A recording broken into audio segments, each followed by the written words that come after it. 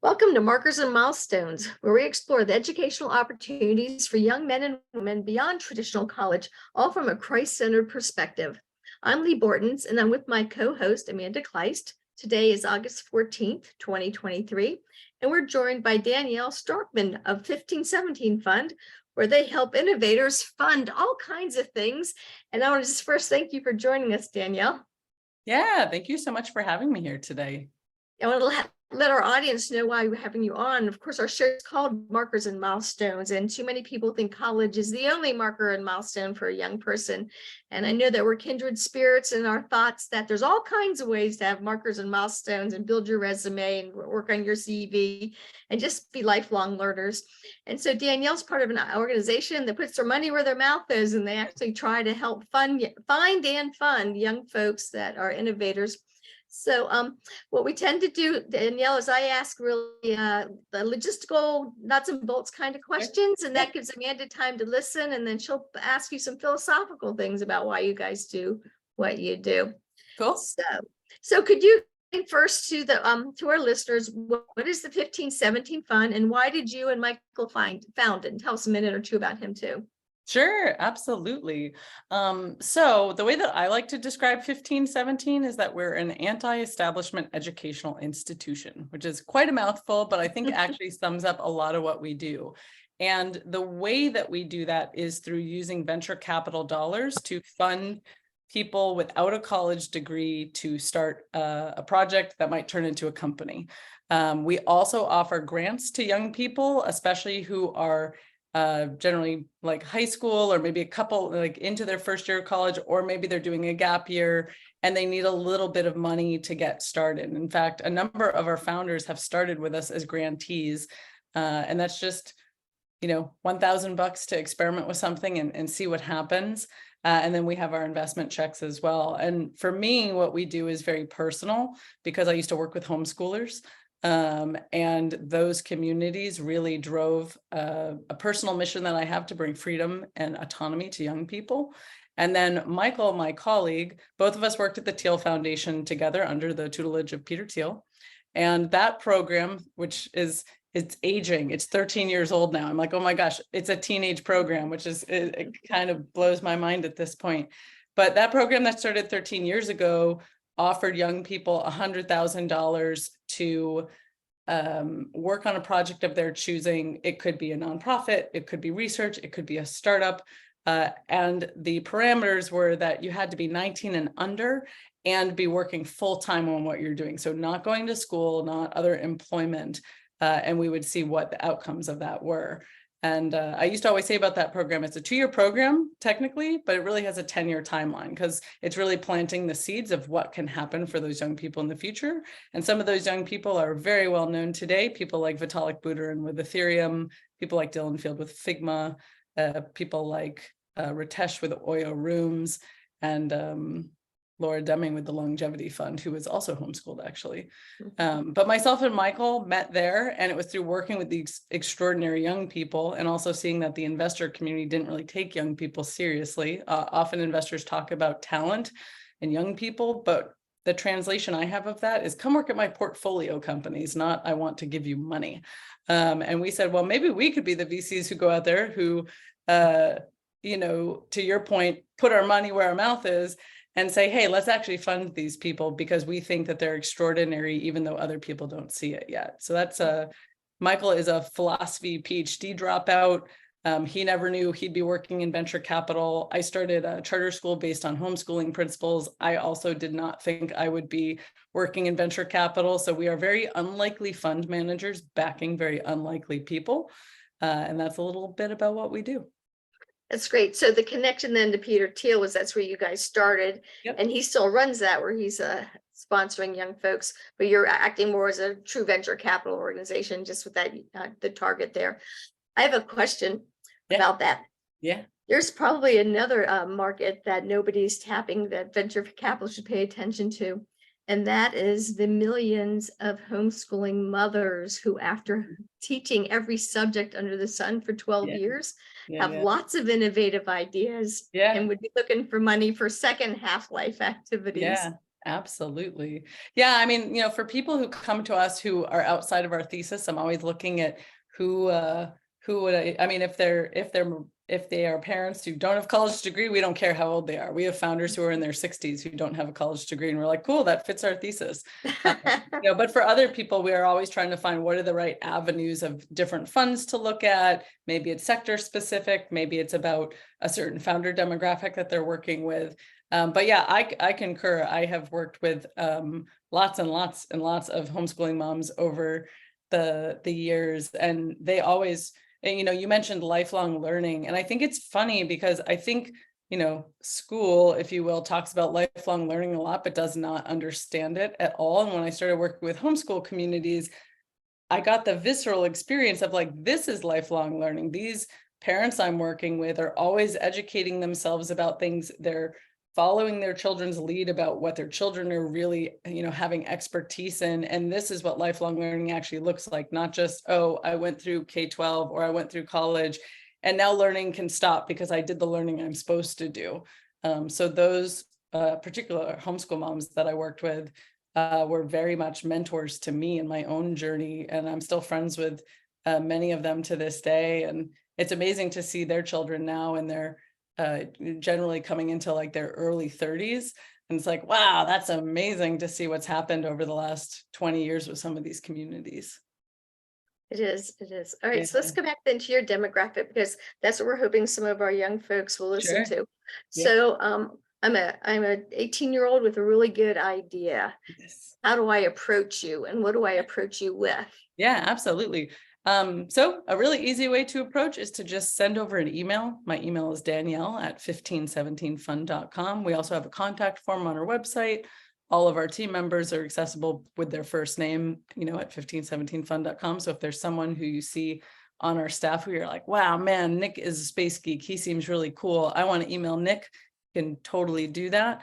And yeah, we love to hear from people a little bit about them, who they are, what they're interested in, what they're looking for. And we love to talk to people before they're actually looking for funding. We really love to build relationships with young people and work with them when they're makers, maybe even before they think of themselves as a founder of something. And and that's actually where our grants come in, and we do a lot of mentorship and we do a lot of community events. In fact, we're doing our first teen camp in October.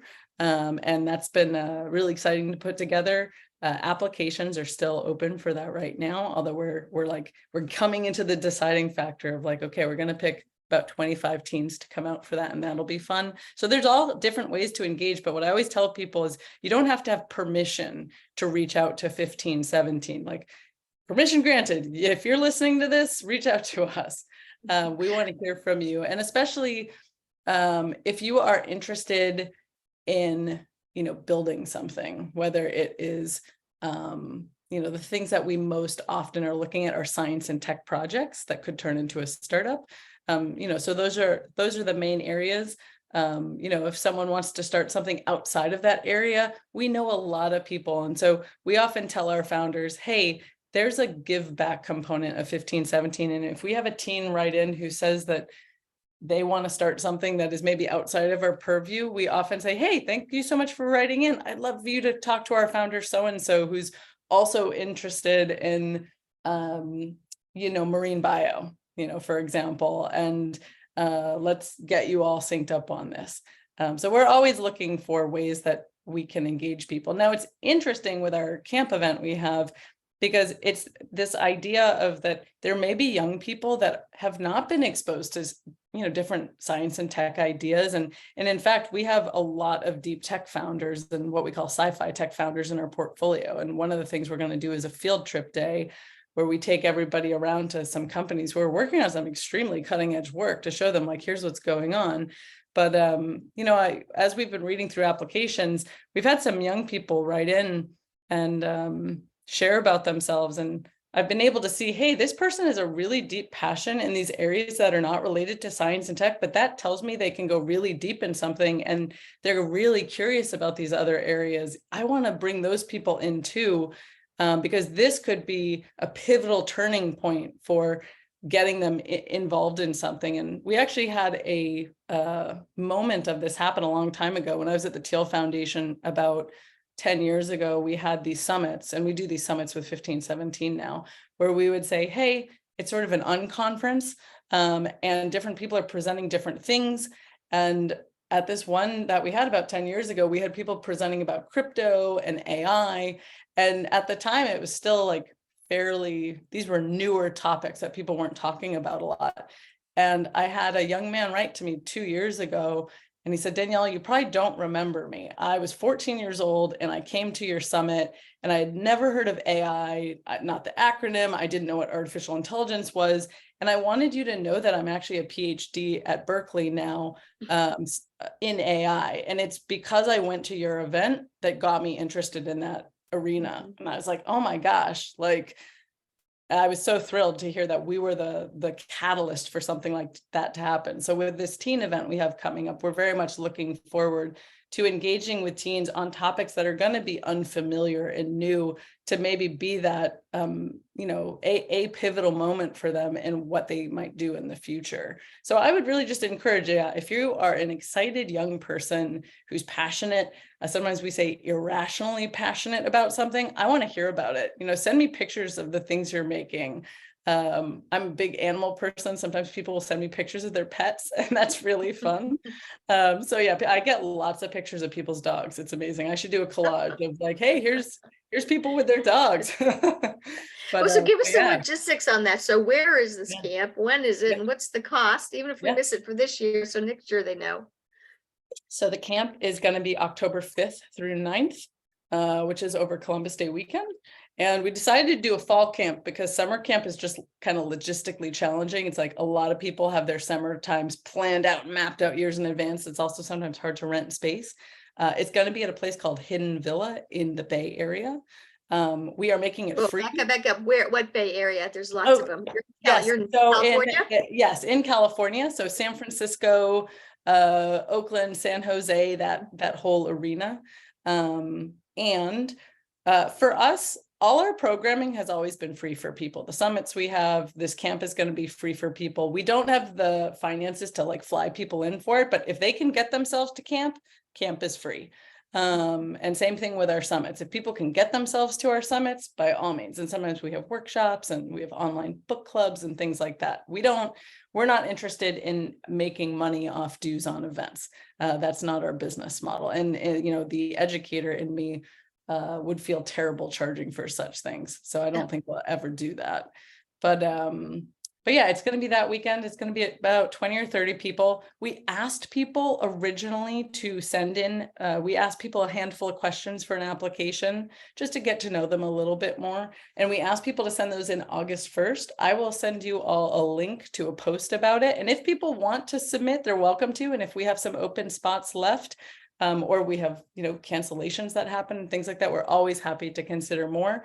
And we can also keep people on the list for future years as well. And we have other events during the year, like we just had a space summit that had a ton of teens at it. And we'll do another summit next year that is also similarly focused at teen communities. So it sounds like you mentioned the 14-year-old, so it would be appropriate for if a 16-year-olds from the East Coast and accept it, but it would be appropriate for their parent to come with them and they stay in a hotel. So parents could come and be in the area, but we don't have room for parents to be on site at the camp. Sure. But yeah, if parents want to fly out with their kids and drop them off and say, have fun at camp at the 2E camp by 1517, by all means. And so the students are all together in a facility for the 2 or 3 nights. Yeah. Okay, good.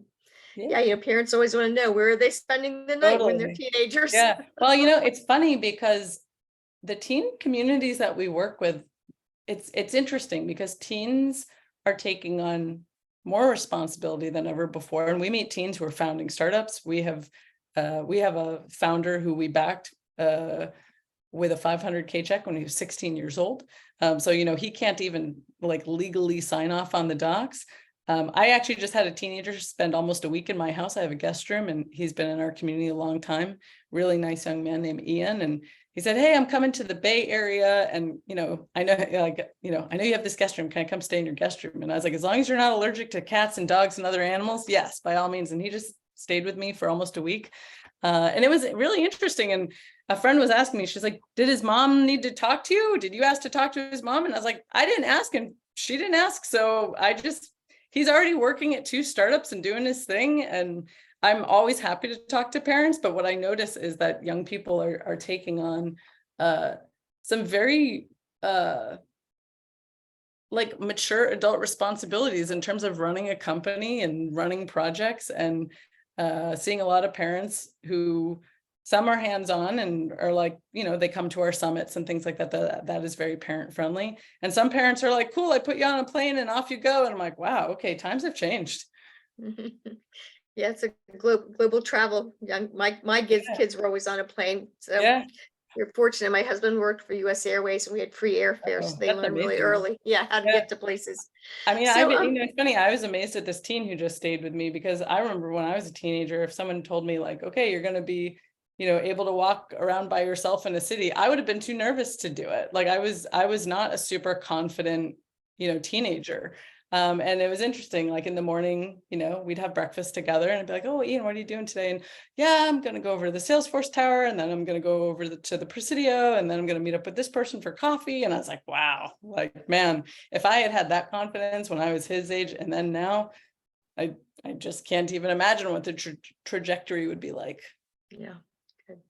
All right, so Amanda, do you want to ask a couple of your questions? Well, Danielle, one, it's fascinating, and two, yay for celebrating young people. Mhm. And a question for you is, do you think we are reacquiring perhaps an older mentality where kids are more capable earlier? That's a really interesting question. I think in some ways, yes, and in some way, no. So, yeah, it used to be, that children were contributing in their families more, and, things like, working a job or working a farm, or like having actual input into sort of the family's economy, if you will. And I think we did lose sight of that over, probably a good handful of decades. And now it's sort of coming back around in a new way, which is I think it's a little broader of that. Yeah, you can be like a teen or a young person and be part of the larger global macro economy now. And with that comes, responsibilities and experiences. And I think people are more open to it now. And I think people now too are, I especially am seeing that people's parents are much more open these days to the idea of that there are different paths to becoming a successful adult. And college has become so incredibly expensive, and even time wise, it's interesting. I think of it like transportation. When I was going to college, 4 years didn't seem like that long because the opportunity cost was different. I wasn't going to start a startup on a laptop, to build a SaaS business, because laptops had only come out like 1 year prior. I mean, we just Mhm. didn't have the same opportunity. And to me, I sort of liken it, yeah, like I said, to transportation, where, yeah, at one point it made sense to maybe, drive cross country, but at some point when you have planes, it makes a lot more sense to take a plane. And I think it's ridiculous that college has stayed 4 years, because 4 years to a young person now who can build something, in their bedroom in a weekend and have thousands of users by Monday, it's just a different game. So I do think that I think that parents especially are reacclimating to this idea of young people carving out their own sort of industrious path earlier, whereas for quite a while it was school, school, school. That's all we're talking about. I think also people have gotten sort of soured on, well, we thought college was going to be the thing that, gave our child opportunities, but now they're saddled with debt, which means that you can't do the super cheap internship, and get your like, sort of way in the world started. And in Mhm. fact, it's putting a lot of people back. Yeah. So Well, oh, go ahead. Amanda. So Danielle, one of the things this brings up to me is that you then are actually looking at the human EQ, to use a buzzword, right? Sure. Not only the technical, you Yep. said the technical's there, but all the things you're saying, write in, talk to me. Oh yeah. Yes. Huge. You're measuring something else. And 100%.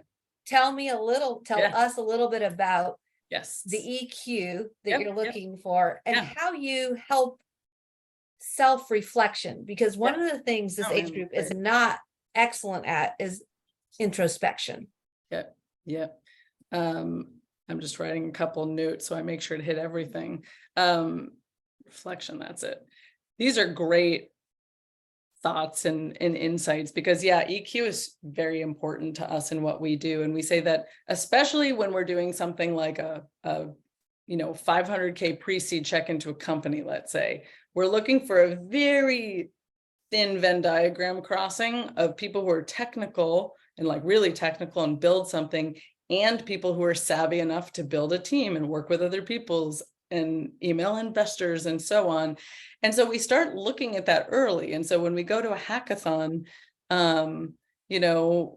we will something, a hackathon is, like an event where young people will make things and then kind of show off their wares. And there's usually a judging component and so on. And there's both, can you build it? And can you talk about this and present? And sometimes my favorite young people to approach are the ones who are kind of staring off into the space and like maybe the full EQ isn't quite there yet.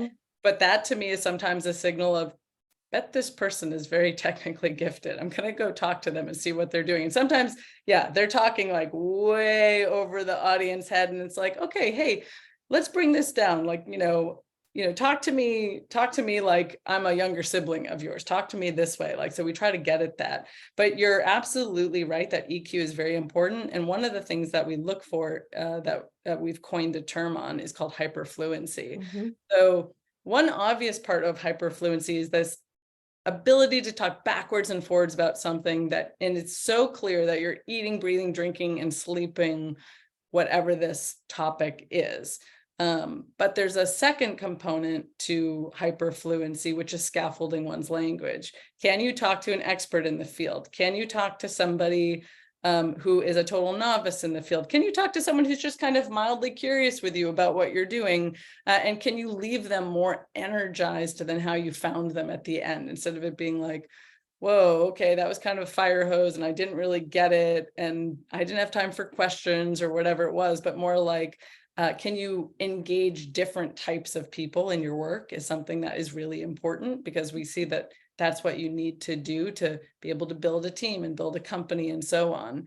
Yeah, I think that's a really neat insight you have on the EQ side. And that's another thing too with our events. We do have a lot of teens come to our events, and it's been really special because sometimes, yeah, like we're all learning and growing every day. And especially when younger, like there's faux pas we make, there's clumsiness, there's development that needs to occur. And some of my favorite people now over time, when they first came into some of our communities, be like, ooh, this person's a little rough around the edges. Maybe the elbows are a little too sharp or a little too much jockeying for position in conversation. And there's this one young man who I've now known for about 13 years because he applied the first year of the Teal Fellowship. And I remember he was pretty intolerable, like very big ego, kind of hard to have a back and forth with. And he came to, an event we had, and I think another young person came to me and was like, I'm having trouble with this person. And I approached him, and I have almost no problem giving people pretty direct feedback. And I sat him down and I said, hey, I love having you part of our community, and I need you to sort of help with certain things because other people are not feeling good sometimes after they talk with you. And here's some ways that you might be able to smooth this out and massage it some more. And he really worked on it.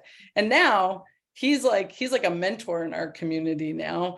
And he came back for one of our events last year. And he's just a great, warm, wonderful, caring person. And all those edges are much smoother now. And so for me, watching that development occur And sometimes people are really like socially graceful, but they're too quiet, where they're not expressing themselves enough. And it's like, oh, hey, I noticed you've been here at our events.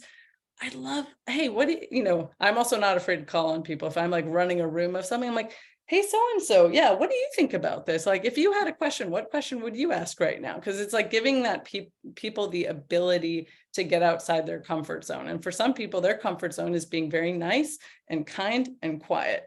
And outside their comfort zone is maybe being a little more confident and bold and putting themselves out there. With some people, they have no problem being bold and they need to step back a little bit.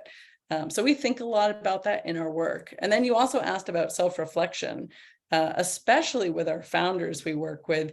What we tell people is that the update calls that we have with people are very Socratic in nature. So it's more asking them, hey, how do you think things are going? If you could tell your past self about what you know today, what would you tell that past self? Hey, what do you think a future self of you would say about what's going on now? Like, we try to ask questions like that so they have those reflective moments.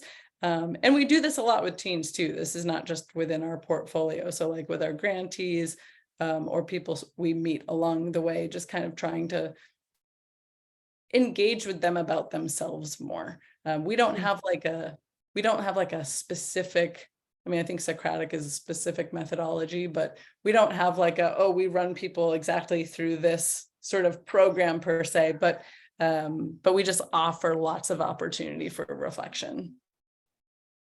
Thanks. I really appreciate your insights and you explain how you guys work with it, because people who are growing up are at various stages. Yes. You even mentioned that people grow at different stages. So these markers and milestones can come at different ages and stages. So yeah, beautiful. Lee, I think you had something. Yeah, when you were talking, Danielle, you made me think of a student I had before the internet existed, and he's super successful now. And he right away saw that political fundraising was something he wanted to do when he was like 14. And he started calling various politicians at the state level and then eventually made it up to the Fed and saying, when are you going to be I'm in North Carolina. When are you going to be in Raleigh? I'm a 15-year-old. My dad and I would like to pick you up and so I can get to know you and interview you, right? Wow. Before podcasting, things like that. So when parents are trying to figure out, because the mother who emails you about their child's probably not right for your program, right? The child has to be the one that's aggressive and that wants to be doing things.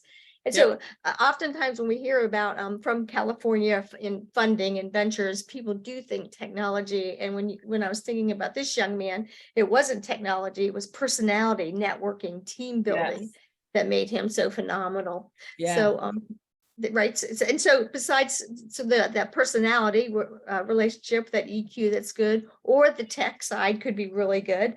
What is maybe another just generalization we could make of the kind of person you're looking for? Yeah. So let's see. So my colleague wrote a book last year. It's called Paper Belt on Fire. And we have a whole chapter in that book with the attributes that we look for in the types of people that we work with. And so I'm sort of thinking about one of the other attributes that's really important to us, we sometimes call acorn to oak. And what that means is, it's often funny with 15, 17, we're often looking for people who kind of can like hold two different poles of an area. And so in this particular arena, the idea is like, okay, yeah, you have this mission or this like oak tree that you see in your mind that you're going towards. And we're looking for young people who can articulate about what that bigger vision is. It was interesting. I was just on a call right before this with a founder who is pitching his company. And he said, what future do you all sort of see in 10 years? And I said, I have, my own thoughts about where I want freedom and autonomy to be for young people. But what we're really interested in is backing people who have very definitive big missions that they want to serve.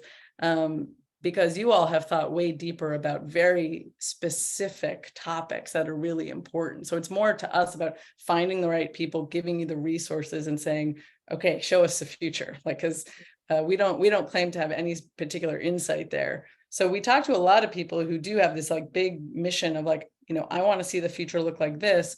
But But then the other question we're always asking people is like, okay, cool. Well, what are you doing on Friday? So that's the acorn part. That's the like, what are you doing right now to get this started? And what we notice is that there are some people who are very good at that big mission and they're like, I want to see this huge future. Here it is. But when you ask them, what are you doing on Friday? They're flummoxed. They can't really figure out how to make a plan for something. And on the, we might call this executive functioning in some sense. So then on the other side, we talk to lots of people who are like, I love to tinker and make, and I'm building things. And that's great. We love tinkerers. And we're like, cool. Like, is there like anything that is like pulling up in this, like something like, where do you see this sort of going? And it's like pretty murky there as well. So what we're often looking for is the combo of the person who has like the vision sort of in mind and the what are you doing on Friday together. And similarly to what we talked about before, we keep a very large community of young people. And so if someone, sort of shares similar values as us in terms of like, I'm a maker and a builder, and I still don't know what my big mission is, that's totally fine. We want you to come be part of our community. So hopefully you can figure out like what that calling is that you might have and how you might engage with it. But that's another attribute we look for, is like that ability to hold a big vision and also to think about how are you going to get it started as soon as possible, even with just the simplest step. Yeah, with all my years of tutoring and working with families, that's something I would do often when a young person would say, I think I want to be a podcaster, or I think I want to be a veterinarian. I would say things like, so are you already podcasting, or what veterinarian are you training under? And they would just look at me like, you mean I could go do that now? Right. And so a lot of times I don't think parents even know that, homeschool parents are probably better at it than most, don't even know that the whole world is available there to help their children. Do you find that if an adult is competent, they like working with competent young people?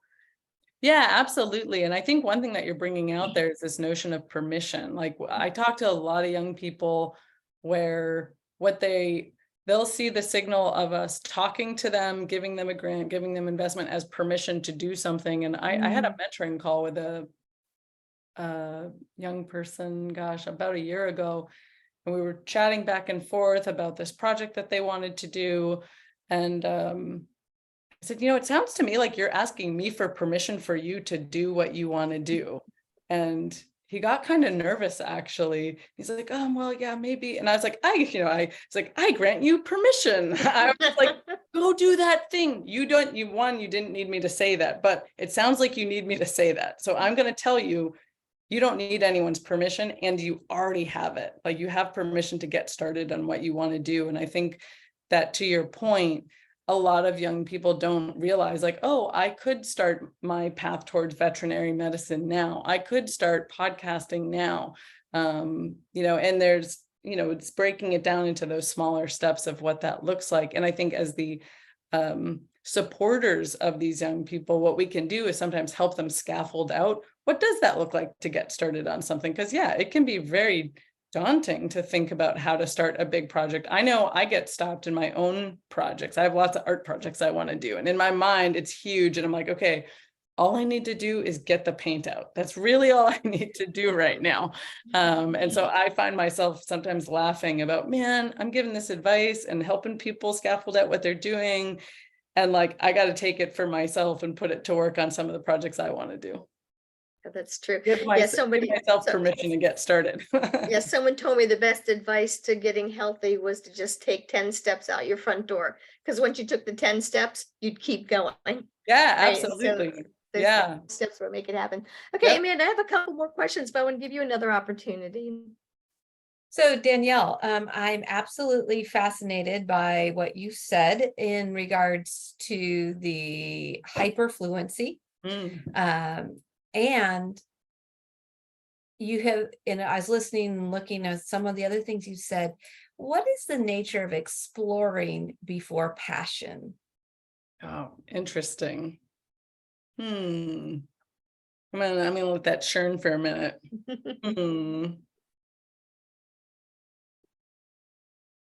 Especially with young people. Yeah. I mean, I can first say it's certainly very, very important.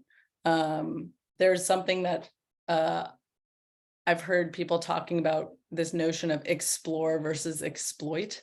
And what that means is like, how much time are you exploring in an area before you decide I'm going to do a super deep dive rabbit hole here?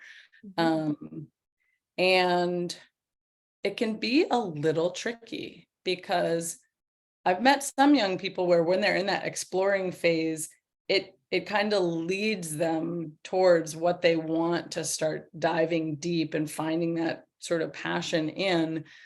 But I've also found a lot of young people where they're constantly questioning, well, should I be exploring this or should I be exploring that? Or maybe I should explore this other thing. And then that hesitation makes for a lot of jumping around, which can be fruitful and they're learning a lot. But I think can also make them hesitant to then say, okay, I'm going to allow myself to let my curiosity take me further here. So I think exploring is very, very important. And on the like, how does exploring lead to passion, man? To me, that is like $1 billion question. I'm like, man, if I could bottle up exactly what that looks like. You know, I talked to someone recently who's an educator, and she had these really interesting understandings around curiosity. And I don't have it quite right, but what she told me is we were talking about curiosity. And when people use certain words, I often like to ask them for their definitions because it's like, are we talking about the same thing? It's like, what's your definition of curiosity? And she says, oh, well, there's 2 types of curiosity. And I was like, oh, fascinating. Tell me more. And, you know, I'll just call it type 1 and type 2. I don't know if and apparently this has been researched in different literature, but type 1 curiosity tends to look like asking lots of questions. And it can be being inquisitive about anything. Type 2 curiosity is when you want to get your hands dirty in that arena. And you want to start doing things and you tend to sort of want to start making things based on that curiosity. And I thought that was a very interesting distinction. You know, because even for myself, I think I'm very good at type 1 curiosity. I'm not always super good at type 2 curiosity. And it makes me wonder, how might you move someone from like a type 1 curiosity to a type 2? So your question brings up a similar thing for me. I think from a classical perspective, we call that the difference between being dialectic and rhetorical. I'm curious about all kinds of things, but there's only so many I'm going to act on. And that's the differentiator between just really wonderful thoughts, because it's an exciting world and the Lord's really blessed us with so many gifts and talents, but there's also only so much time and you're trying to, you know, be efficient at that. So, and then I also think about that exploring stage, just again, as from pedagogical side is middle schoolers, those 12 to 14-year-olds, the one that's out there getting the babysitting jobs, mowing the lawn, catching fish, helping the neighbors, raking the leaves, serving at church. Those are markers at that level that this child really is going to be a leader in the future and probably is headed for somewhere that none of us can imagine. Yeah, I concur. Actually, I was talking to a young man yesterday from North Dakota who has gotten into the venture capital industry, and he's this extremely circuitous path, and he thought he was going to be a dentist, and we like talked all about his path.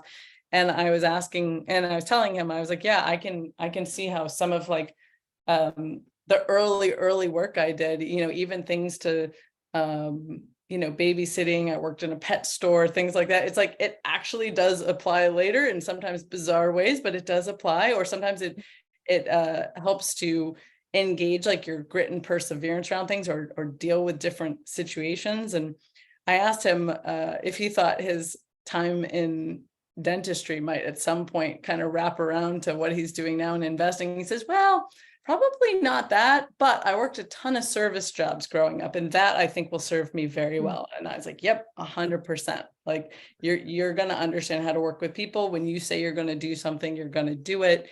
Like founders are going to be able to trust you because you have a mindset from the service industry that it's hard to get that mindset doing it any other way.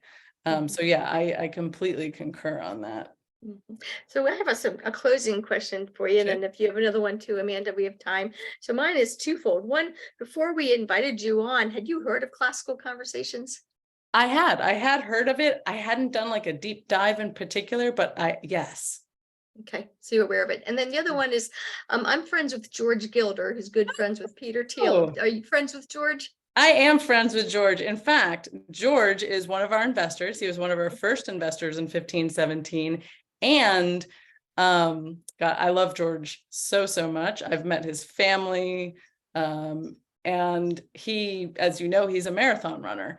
And he will wear our 1517 t-shirts fairly frequently when he runs. And so there's been these photos of him like going across the finish line with a 1517 t-shirt on, and he'll send them to us. I'm just so pleased and just humbled when he does that. I'm like, oh my gosh, like oh gosh. And he has been so supportive, especially in the early days of 1517. We would have a social event where we'd maybe have like 100 young people gather, to hear a talk and then socialize afterwards. George would fly in from the East Coast just for our event. And I was like, oh, George, like, oh, I'm so glad you're here tonight. Like, any other business in the area, like, you are George Gilder after all. And he's like, no, I just came in for this. And I'm like, you came for us? Like, that's amazing. So yeah, George has been very, very generous with his time, energy, and finance supporting of 1517. Good. Yeah. Okay, any closing thoughts, Amanda? Or Danielle, I guess I just would like to know your favorite hard science fiction author. Oh gosh. Because you have that sci-fi arm I do, in your yeah. 1517, and I heard you talk a little bit about it. Gosh, yes. Okay, hold on. I'm wrapping a few things here.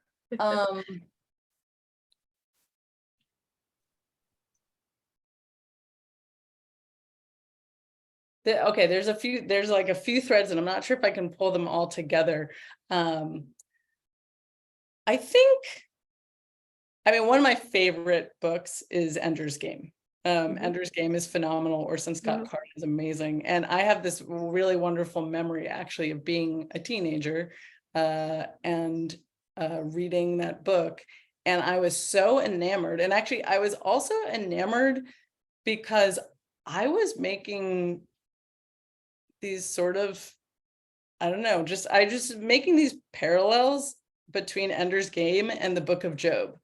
And I wanted to know if Orson Scott Card had if there was anything going on with that. And so I found his email address online and I wrote to him, as a young person, and he wrote me back, which, I wish I still had that email account. I was like, oh man, Danny 1000 at AOL. Like, I don't have access to that one anymore. But he wrote me back and he says, there weren't any, he didn't intentionally write anything in that particular way, but he appreciated that I wrote to him. And I was just amazed to get an email back from this author and, who I respected. And of course, I didn't expect to get any response from. And so, he left a very great impression on me. And then I can also say Neil Stevenson is an incredible author. My colleague Michael is friends with him, and so I've had the opportunity to sit down and sort of hang out while him and Michael might have a beer. I'll kind of hang out and listen. And Neil is incredibly humble.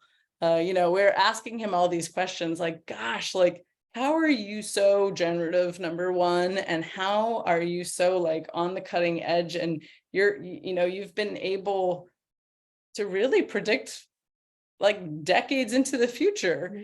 And he's super humble. He's just like, well, I'm just kind of writing, doing my thing. And that humility also was unexpected. I would not expect someone with, in my opinion, his potential gravitas to be like that. And so just really endearing. And I don't know if this is a trait of sci-fi authors that they're like, well, who knows what the future holds, but I found that truly wonderful.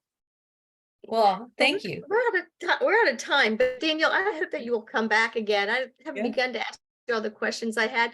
Next time we have you on, I'd like to talk more about the spiritual and philosophical side of founding programs and starting them up. Yeah. And just the whole person, because that's how we look at our children. That's one of the reasons we do homeschool them, is we think that they're made for great things. And so Yeah. let's have you back and talk I about would that love that. too.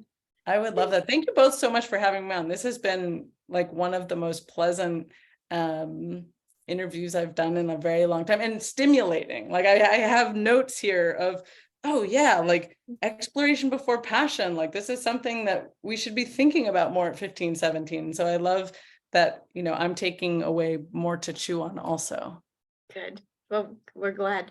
Okay, Yeah. Amanda and Emma and Danielle, thank you for joining us. And Yes. see everybody.